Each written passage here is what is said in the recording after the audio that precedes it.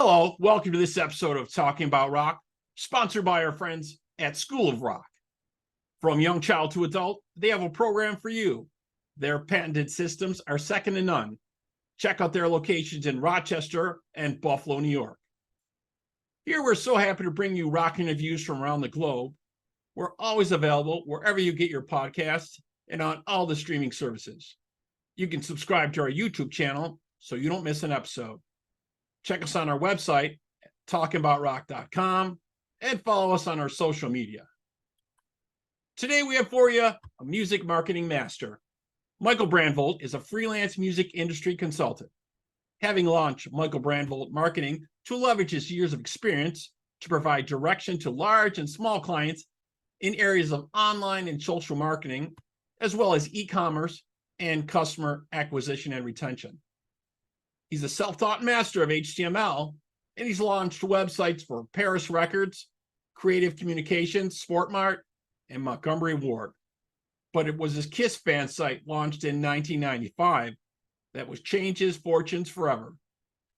Gene Simmons of KISS first tapped Michael's skills as a pioneering online marketing strategist to launch and manage all aspects of KISS Online's multi-million-dollar enterprise, including their groundbreaking VIP program.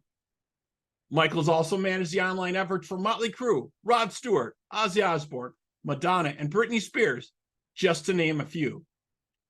Michael's also an advisor to a couple startups and has been a speaker or panelist at many events around the country.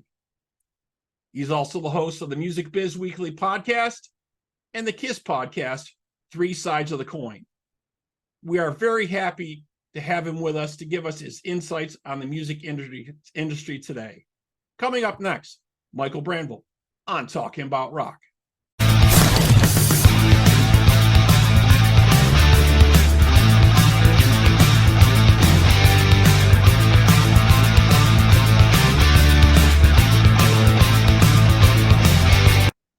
Okay, we now have with us music marketing master, website wizard, and podcast host of the Music Biz Weekly and Three Sides of the Coin, Michael Brandvold.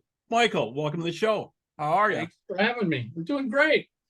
Excellent, excellent. Well, you know, you started way back when the internet was just kind of getting together. You developed some sites for some well-known businesses. What were your thoughts when you launched your first KISS fan site in '95? Interesting. What were my thoughts? I was more doing it for the simple reason is I wanted to learn this new programming language, HTML. I mean, that was the primary motivation back in '95. And to give people context, '95 is when the internet basically first opened up to the general public.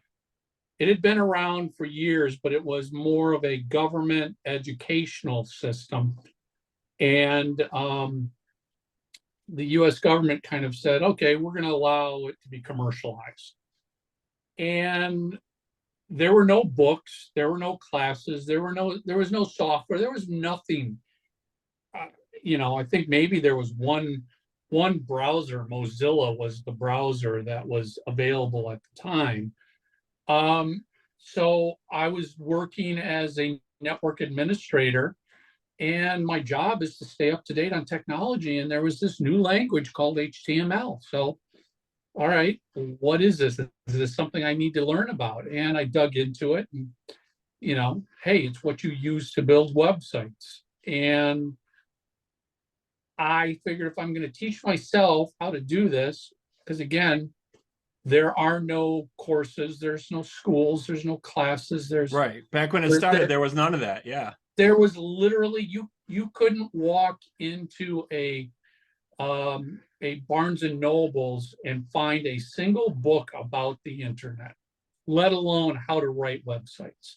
Didn't exist. So if I'm going to teach myself how to do this, I'm going to build a KISS website because I'm a huge KISS fan. And that's what sort of motivated me to get involved in this so early on. I had wanted to do a KISS fanzine, but I realized it's just it's going to lose money. I mean, who wants to lay out something, print something up, envelopes, paper, shipping, the whole thing? Yeah. It's going to lose money, and it's only going to be seen by the what dozen people who subscribe. I did see that with websites, if if they if what they were saying became true, and it did, you know, everybody could come to me and read my website about KISS rather than me bringing it to them. And my cost was so small. Right. And that was what? Kiss Otaku? Is that how you pronounce that? Otaku. Otaku. Sorry. Yeah. KISS Otaku was that website I first launched, and it was right time, right place, which is so much what especially the music business is about.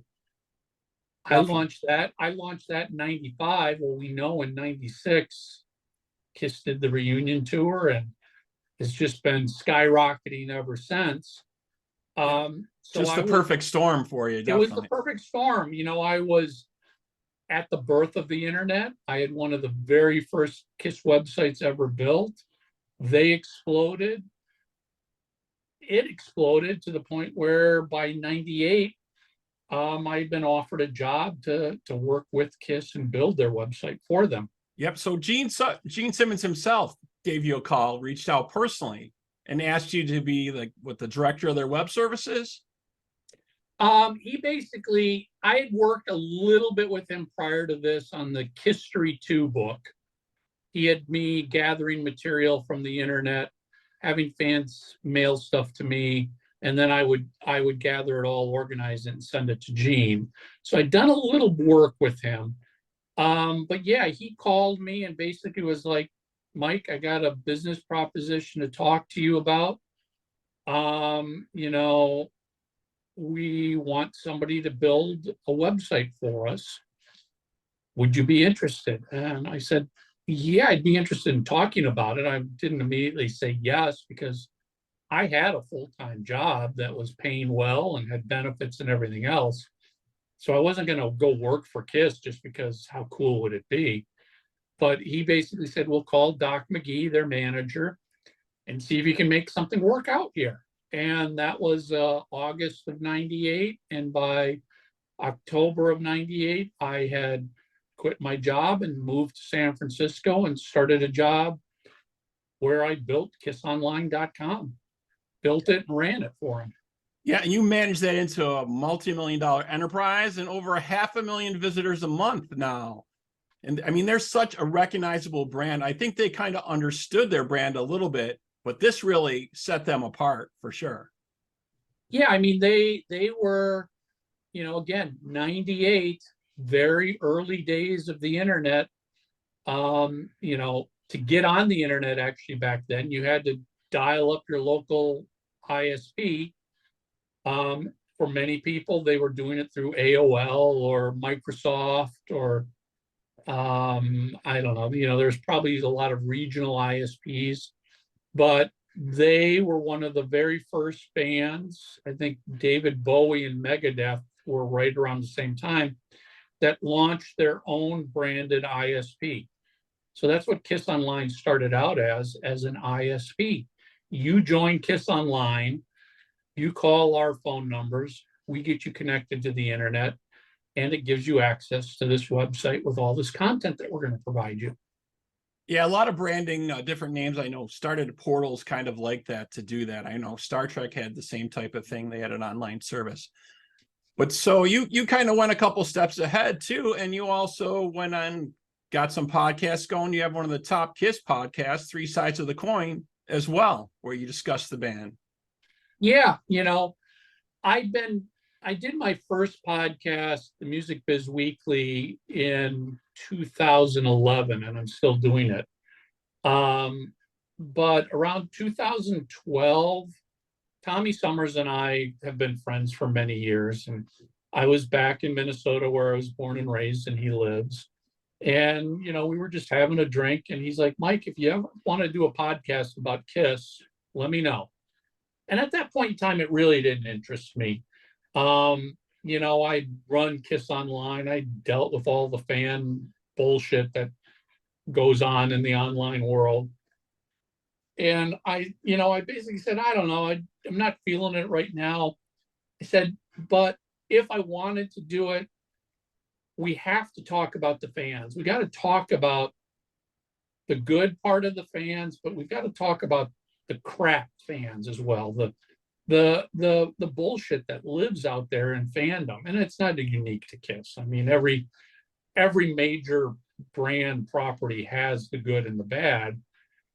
But what I had seen is a lot of people were like, oh, just ignore the bad. Just ignore the bad. It goes away. Well, it doesn't go away. It won't go away just because you don't pay attention to it. Right. It goes away kind of like a cockroach. When you shine a light on it, they scurry away and they run away. Call them out for what they are. And I said, but, if we do a podcast, I want to be able to talk about fans. And he said, no, I'm on board for that.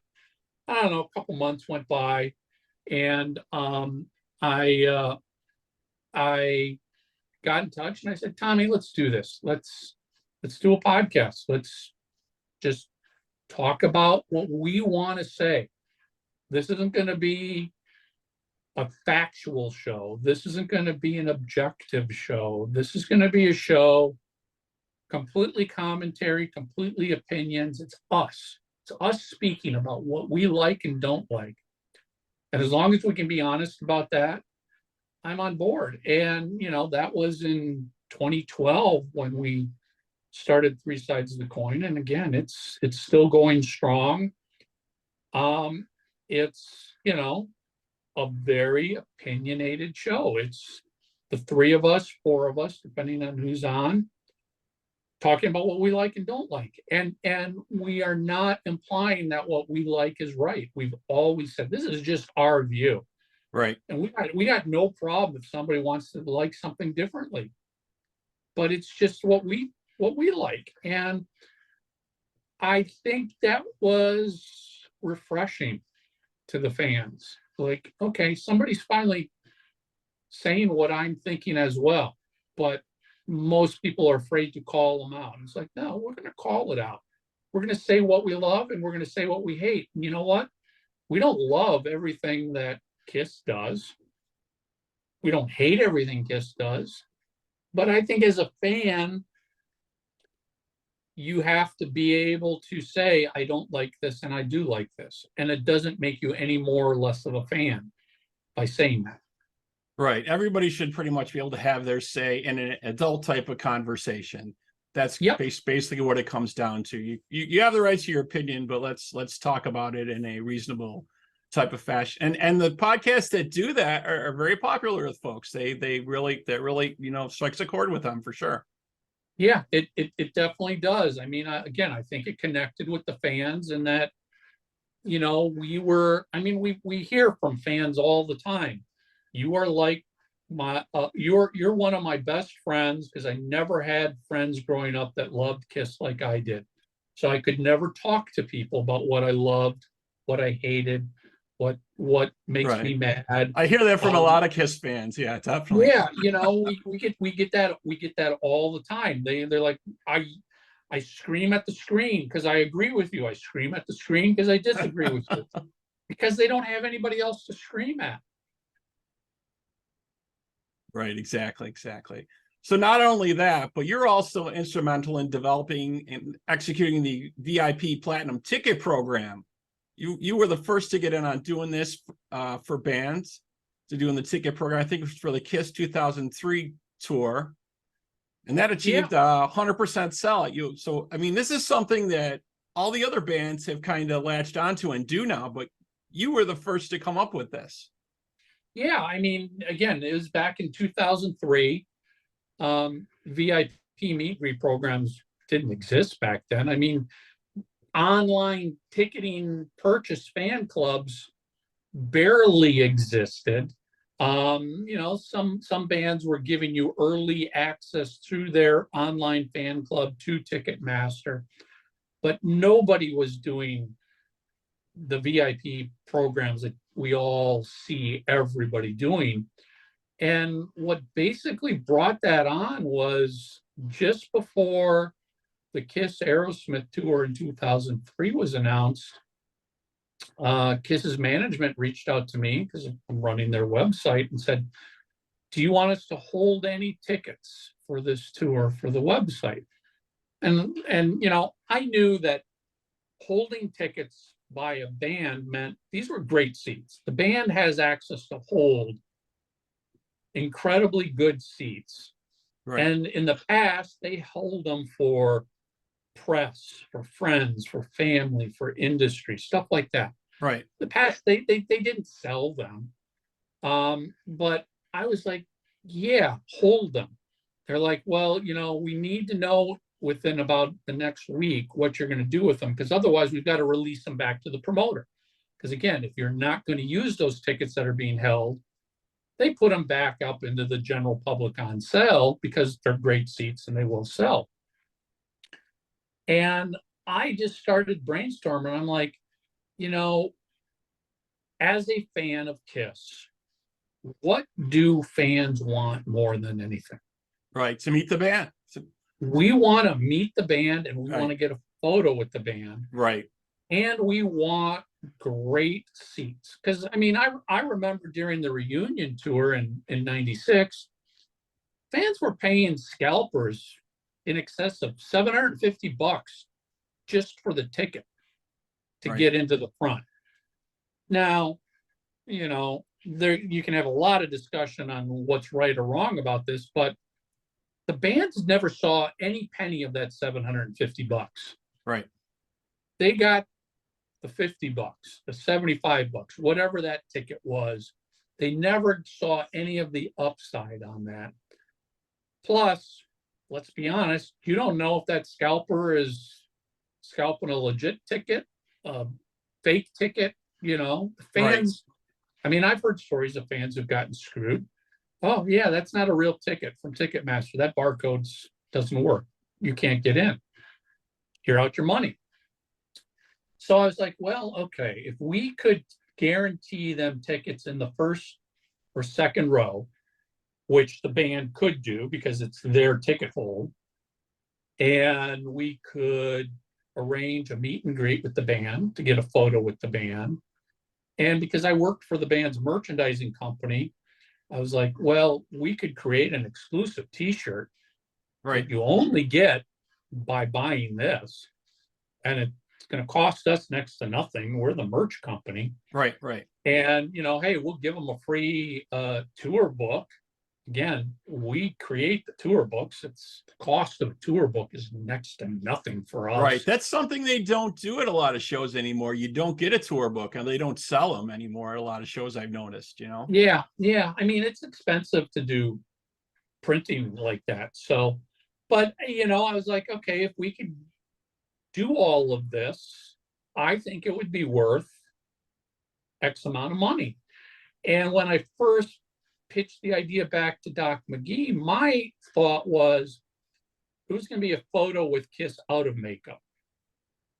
I figured there's just no way KISS could do a photo in makeup. I mean, they started putting themselves into costume and makeup 2 hours before showtime. How would we be able to do this? Doc loved the idea of doing the meet and greets, but he goes, if I can make this happen with the band in makeup, how much could we sell this for? I go, $1,000 easily. $1,000. I mean, when you, as a fan, sit here and go, well, fans would spend $750 just for a great seat in the first, second row.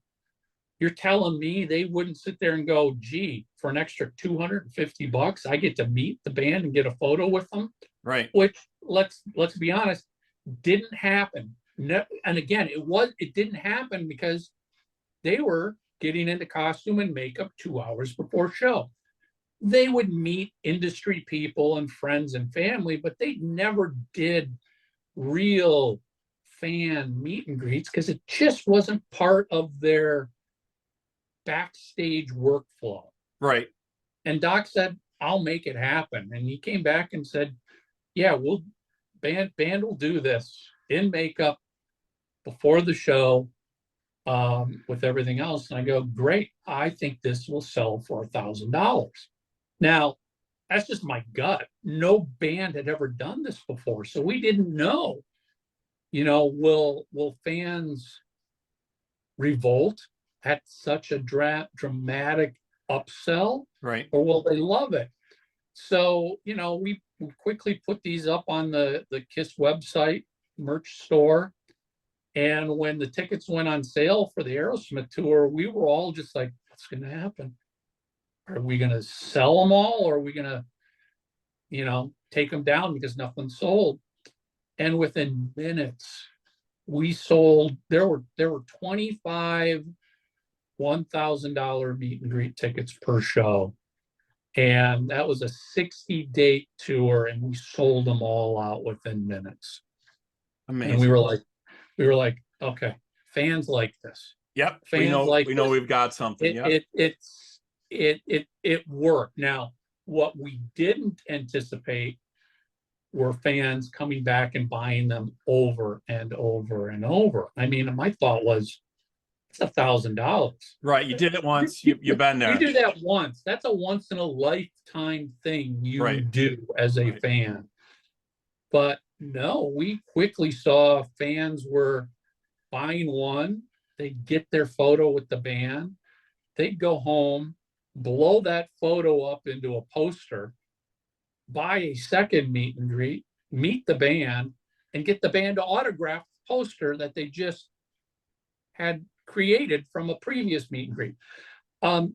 We didn't anticipate repeat customers for VIP programs. But I think what you see now is, and it's not so much that people want to meet the band every time, although that's great. Fans have just become accustomed to the treatment you get through VIP programs. You get early access, you might get VIP parking, you might get drinks and hors d'oeuvres backstage. Right. You sit in on the sound checks a lot of times. Yeah, it's a much better experience than just the normal walking up to the venue, waiting in line outside for an hour, going to your seat, buying the drinks for $25. The VIP treatment, people like that treatment. So a lot of people would do it just for that.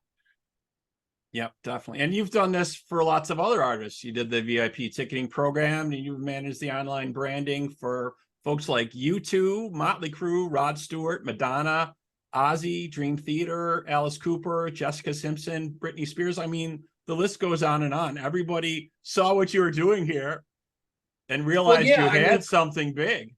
You got to also keep in mind, it was a perfect timing again.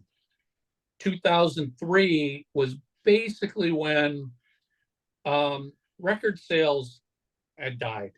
They were done. Right. They were done. Napster had killed music sales for artists. And to be honest, that was a significant revenue stream for artists. Right. That in a matter of a few years completely disappeared. Really? Yeah, because the lifeblood now is merch, branding, and VIP. If they didn't disappear completely, they dramatically dropped. So artists were looking for other ways to make money. Touring was still happening, merch sales was still happening, and all of a sudden we come to artists with this proposal of, let's sell meet and greets, and you could make hundreds of thousands of dollars for basically no additional work. You're already on tour. You're already at the venue. You're already doing meet and greets, probably with industry people and radio stations. Right. All we want is 25 more minutes of your time to sell meet and greets to your fans, and you get that money that comes out of it. And yeah, I mean, I'll let anybody out there do the math, but in KISS's case, 25 $1,000 tickets per show, it's $25,000 per show times 60 shows. That's a lot of new revenue. Exactly. So yeah, you talked about this a little bit a moment ago. So we know that everything's changed. Physical media is not the norm at this point. So let's talk about streaming here a little bit. And I've listened to your Music Biz Weekly podcast on the topic, and we know that pretty much at this point, playlists are where the attention is focused now. Can you talk to us a little bit about that and your thoughts on maybe where that's headed or what people can look for? Well, yeah, I mean, streaming is here. It's clearly here. It is the significant way music is consumed. Am I saying that there aren't people that still buy vinyl and CDs? Of course not. I mean, I've got 1,000 vinyl albums over there myself. I still buy vinyl. I don't listen to the vinyl. I buy it just because it's cool, it's collectible, it means something to me. I don't buy CDs anymore. I mean, why buy a piece of physical media with digital files on it when I can just go get the digital files through a download if that's what I want? But even then, I rarely buy music. I stream all the time because, let's be honest, the convenience of having the entire library of recorded music at your fingertips at any moment is pretty incredible for a music fan. You get the urge to listen to something, you can go find it. If you are a physical media person and you don't own it, well, now you got to go buy it. You got to wait for it to ship. You got to find a record store. Good luck finding record stores. And then hope they have it in stock, bring it home, listen to it.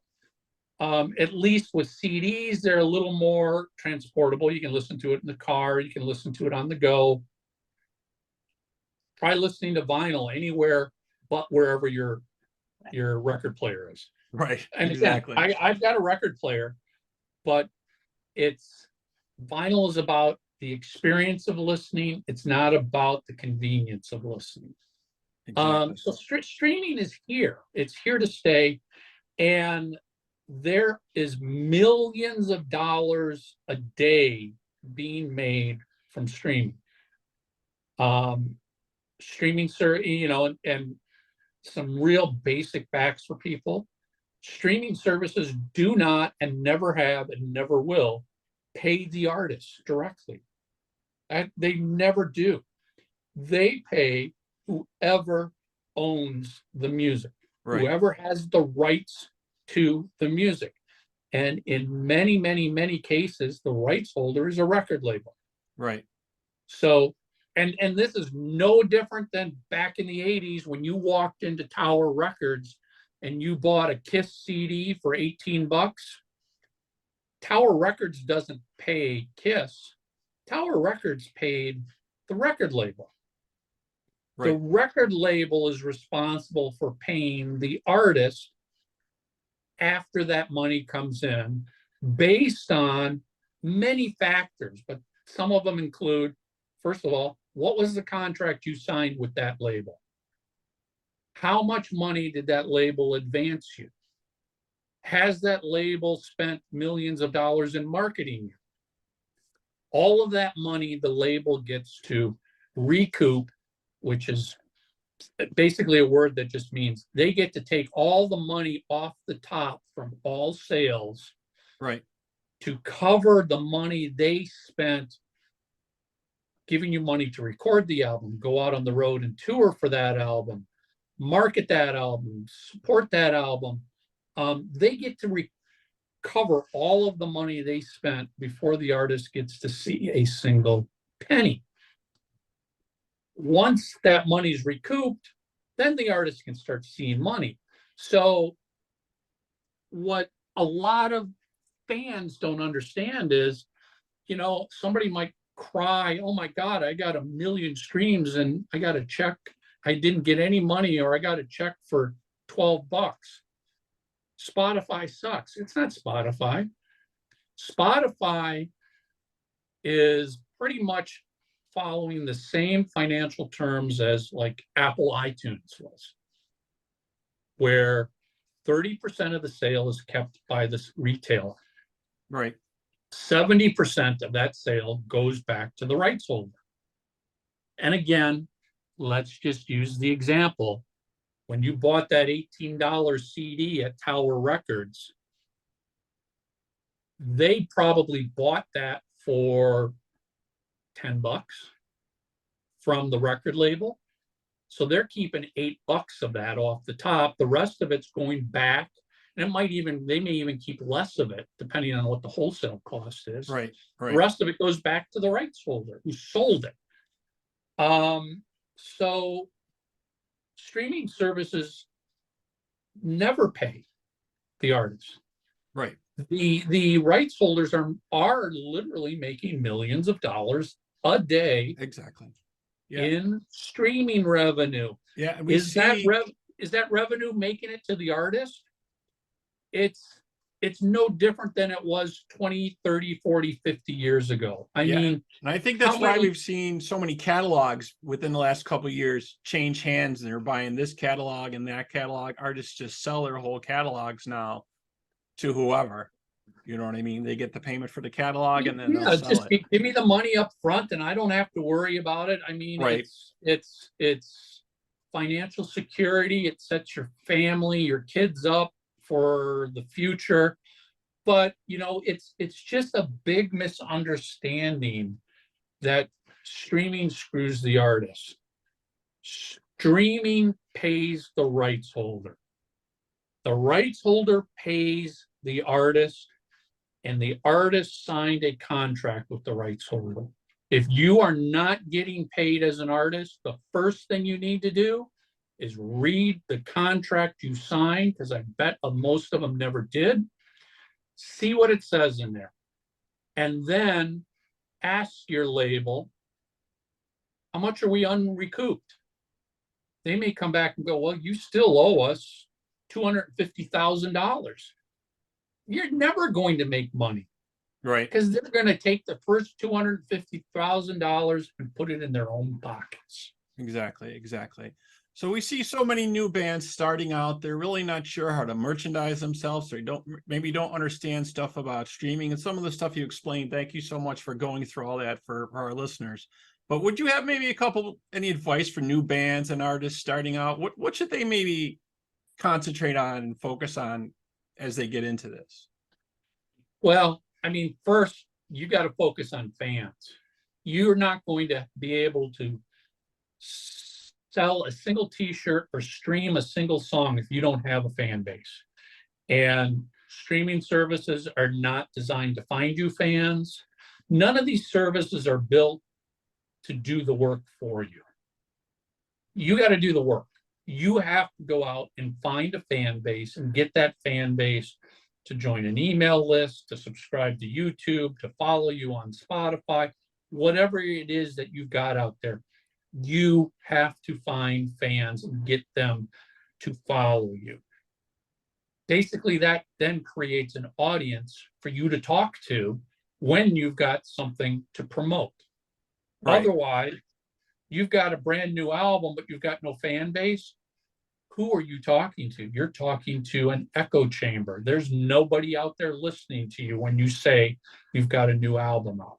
Yeah. And so that leads me to the next thing. So you talking about this also on the Music Biz Weekly. I listened to a little bit, the pros and cons of releasing music as an album, an EP, or track by track. So we see a little mix of that by different artists. Some people do the track by track, and then they do an EP. Some do a track and then they drop their album. It's kind of hit and miss, and they're kind of all trying all different formulas here, it looks like.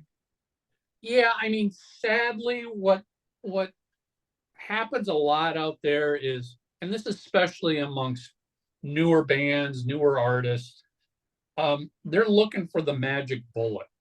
What's the one thing I can do that's just going to boom, not necessarily overnight, but, as quick as possible, give me success. Right. And there is not one thing. There's an old saying that overnight success took 10 years to happen. The consumer, the fan, never saw the 10 years a band put into it before they had their overnight success. There's no magic bullet. You are going to have to work keep working, keep trying. And sadly, lose money, because a band is a business. And that's something a lot of musicians don't like to acknowledge, but you're a business. You are a business no different than the restaurant down the street, across the street, on the corner. You are both businesses. And that means you are going to have to invest your own money. You're going to work incredibly long hours, probably doing multiple things until you can afford to hire people to do tasks. But you're going to lose money before you make money. To think that your first album should become profitable immediately is simply just foolish to think. I mean, can it happen? Of course, anything can happen. The chances of it happening are 1 in a million. I mean, here's a great example. And this even goes back to the 80s when the music industry was much stronger. I had an A&R rep once tell me that a band that I was pitching to the A&R rep, he goes, you know, and don't tell the band this, but this is the truth. All the money that's going to be spent to try and record demo tapes and go fly them to showcases or fly people out to showcases and all this marketing and promotion, you would be better to take all of that money and go buy as many lottery tickets as you can, because there's a greater chance you're going to make money off the lottery than you ever will as a professional musician. Yep. And you know, that holds true today. I mean, what you need to be is smart. You've got to look at where you're spending the money. You've got to have a strategy, but you've got to be realistic. You can't sit back and go, great, I just recorded the perfect album and it's now going to sell itself. It's like, nobody's going to sell this. Yeah, going to sell itself. I think that's a lot of problems with a lot of artists I talk to. They don't understand how to brand themselves. They don't understand to think about the marketing. They don't understand to think about their audience, what they have, what they like, where they're going to be. You know, all these things kind of intertwine with each other that they need to think about when they're putting it together. And you've been a speaker at many events and been a panelist talking about music marketing and different things as well as at many events also. Oh yeah, I mean, you know, I've spoken everywhere. I've been on many podcasts. You know, to some extent, maybe what I say isn't what people want to hear, but it is the truth. It's the truth about the business. I love the business, and you can have a career here. It's just, it's not going to happen just because you're great. You know, right. I tell people, I'm like, so you think you've just recorded your greatest album, your greatest song. Right. If nobody ever hears it, is it great? Right. No. Right. No. What's your marketing plan? What's your strategy? Who's backing this? What other things are involved? How are you going to get people to hear this music? And then if you think the music is what's going to make you money, you don't understand the business. Exactly. The music is now, yes, it technically can be a revenue stream, but music has become a marketing tool. It is not the product being marketed anymore. What else can you make revenue from? T-shirts, hats. Can you go on tour? Can you sell? Granted, you may not be able to sell a $1,000 meet and greet, but can you sell a $25 meet and greet? You know, those items are selling physical goods and experiences that can't be pirated. And music is going to always be piratable. It's always going to be free.